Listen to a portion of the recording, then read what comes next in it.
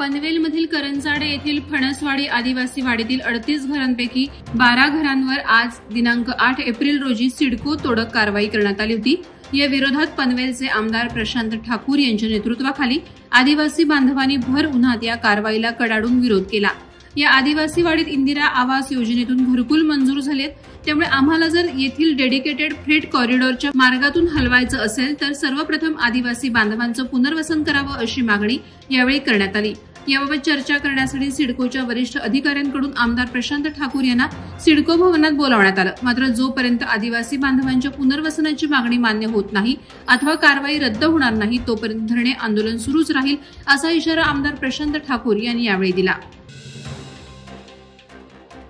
पर्यटन नगरी अशी ओळख होत असतानाच अलिबागमध्ये समस्यांमध्ये तितकीच भर पडते।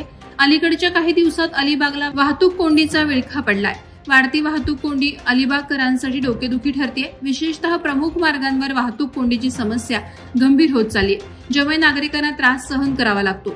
अलिबागमध्ये वाहतूक कोंडीमुळे वाहनांच्या लांब रांगा लागत आहेत। वाहतुकीला अडथळा होईल अशा ठिकाणी वाहनं उभी केलेली असतात। नो पार्किंगचे फलक केवळ शोभेसाठीच आहेत असंच म्हणावं लागेल। ही कोंडी फोडण्याचा प्रयत्न वाहतूक पोलिसांकडून केला जातो, मात्र पुरेशा मनुष्यबळाअभावी त्यांची देखील कोंडी होते। राम जन्मोत्सवानिमित्त अलिबागमध्ये भव्य शोभायात्रेचं आयोजन करण्यात आलं। या शोभायात्रेत हजारो रामभक्त आणि नागरिक सहभागी झालेत। राम जन्मोत्सवानिमित्त देशभरात ठिकठिकाणी जल्लोष पाहायला मिळाला। या निमित्तानं अलिबागमध्ये देखील रामभक्तांनी हा उत्सव साजरा केला।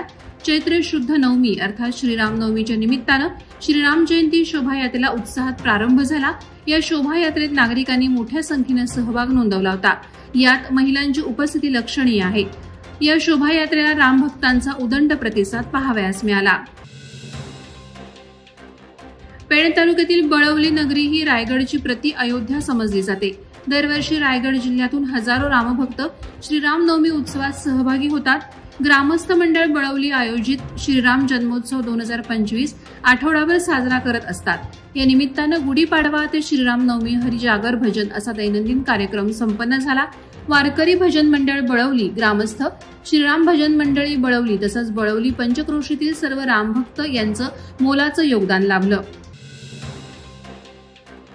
खारघर पोलिसांनी आपल्या हद्दीतील चोरीस गेलेल्या आणि गहाळ झालेल्या 9,51,000 रुपये किमतीच्या विविध कंपनीच्या 50 मोबाईल फोनचा शोध घेऊन वरिष्ठ पोलीस निरीक्षक दीपक सुर्वे यांच्या हस्ते मूळ मालकांच्या स्वाधीन केलं। गहाळ झालेल्या मोबाईल फोनचा शोध घेण्यासाठी केंद्र सरकारनं CEIR हे पोर्टल कार्यान्वित केलंय। या पोर्टलचा वापर करून नागरिकांच्या हरवलेल्या मोबाईल फोनचा शोध घेण्याच्या सूचना वरिष्ठ अधिकाऱ्यांकडून सर्व पोलीस ठाण्यात देण्यात आल्या। त्यानुसार स्थानिक पोलिसांच्या मदतीनं हे 50 मोबाईल हस्तगत करण्यात आले। राष्ट्रवादी प्रदेश अध्यक्ष तथा खासदार सुनील तटकरे हे म्हसळा दौऱ्यावर आले होते। यावेळी त्यांनी राष्ट्रीय केमिकल्स अँड फर्टिलायझर्स लिमिटेड कंपनीच्या सामाजिक दायित्व निधीमधून होत असलेल्या म्हसळा नगरपंचायत हद्दीतील 3 शाळांच्या नूतनीकरणाच्या कामांचं भूमिपूजन केलं। या शाळांना 1,40,00,000 रुपयांचा निधी देण्यात आलाय। यानंतर शहरातील अंजुमन इस्लाम जंजिरा हायस्कूल येथे नवीन 25 संगणक कक्ष तर न्यू इंग्लिश स्कूल आणि ज्युनियर कॉलेज येथे नवीन 25 संगणक कक्षांचं उद्घाटन संपन्न झालं। यावेळी खासदार तटकरे यांनी विद्यार्थ्यांमध्ये जाऊन त्यांच्याशी संवाद साधला। पेण एसटी स्टँड येथून एक तरुण बेपत्ता झाल्याने तो हरवल्याची तक्रार पेण पोलीस ठाण्यात करण्यात आली आहे। आसिफ अकिल अखवारे वय वर्ष 25 असं या तरुणाचं नाव असून रंग गोरा, उंची 5 फूट 4 इंच, बांधा मजबूत, चेहरा उभट, दाढी, डोक्याचे केस काळे असून अंगात हाफ शर्ट काळ्या रंगाचा आणि ग्रीन ट्रॅक पॅन्ट तसंच पायात काळी चप्पल घातली आहे। त्याला मराठी, हिंदी, इंग्रजी, उर्दू भाषा बोलता येते। या तरुणाबाबत कुणाला माहिती असल्यास पेण पोलीस ठाण्याशी संपर्क साधण्याचं आवाहन करण्यात आलं आहे।